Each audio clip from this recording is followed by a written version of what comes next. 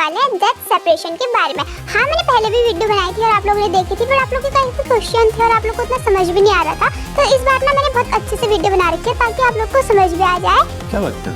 चलो बिना वेस्ट किए टाइम को शुरू करते हैं आज की प्यारी सी वीडियो को।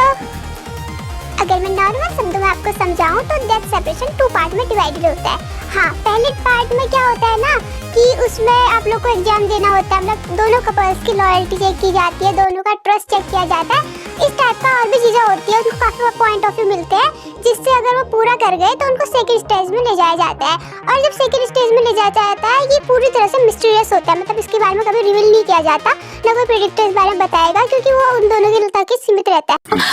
सही पकड़े हैं। और हाँ, आप लोग को एक प्यारी सी बात भी बता देती हूँ, इनका ना इसलिए ऐसा होता है कि इनको मिस्टीरियस इसलिए रखते हैं क्योंकि अगर ये चीजें नेगेटिव लोगों तक पहुंच गई ना बहुत गंदा इफेक्ट पड़ता है उनके रिलेशनशिप में भी। एज यूजुअल आप लोग जानते हैं जो टीन कपल धरती पे आते हैं मिस्टर एंड मिसेस तायंग, उनको धरती के लिए भी काफी कुछ करना होता है, लाइक काफी चेंजेस करने होते हैं। उससे पहले उनको खुद में चेंजेस करने होते हैं। जब वो खुद के लिए काम कर रहे होते हैं, खुद पे काम कर रहे होते हैं, अगर नेगेटिव पीपल की एनर्जी उनको हार्म कर सकती है, मतलब काफी हद तक हार्म कर सकती है, तो इस वजह से इस चीज को मिस्टीरियस रखा जाता है। पर अभी mister and Mrs Tayang stage 1 में ही है, तो कहीं ना कहीं उनको चीजों को भी समझने की नीड है और मिसेस तायंग के लिए थोड़े से ऑब्स्टिकल आ सकते हैं, लाइक थोड़ी प्रॉब्लम आ सकती है, but you can understand she is Mrs Tayang so she can done everything.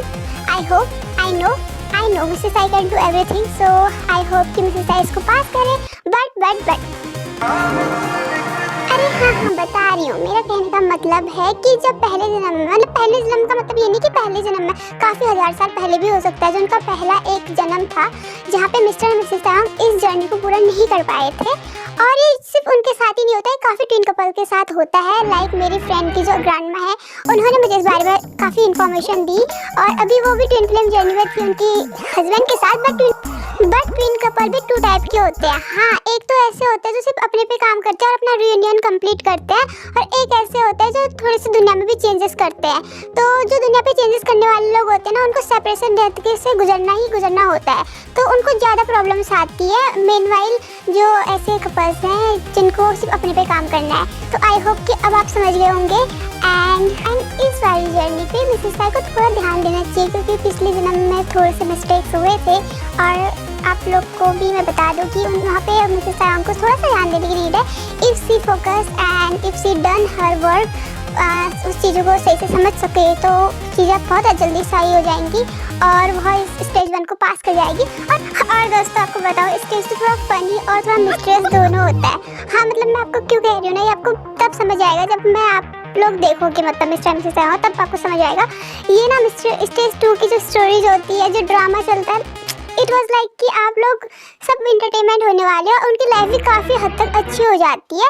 लेकिन एक टाइम ऐसा आता है जहाँ पे बहुत सारी problems, like you can say कि अब ऐसा लगता है कि एंड ही हो गया है और अब चीज़ें सही नहीं हो सकती है। और उसके बाद होता है कि सूर्योदय का मतलब है कि जब सारी चीज़ें होप खत्म हो जाती है, एक नई होप स्टार्ट होती है, तो वैसे कुछ होता है इनकी लाइफ में भी। तो अगर आप लोग को ज़्यादा जानना है तो मुझे कमेंट कर सकते हैं, मैं आपको बता दूंगी। आप लोग को पूछना है तो पूछ सकते हो। And thank you so much for listening. And ऐसे वीडियो में बनाती रहूँगी और आप लोग का लाइक शेयर सब्सक्राइब कमेंट करना ना भूलें। और आपको कुछ जानना है तो कमेंट कर लो। Bye, thank you so much, take care, love you all.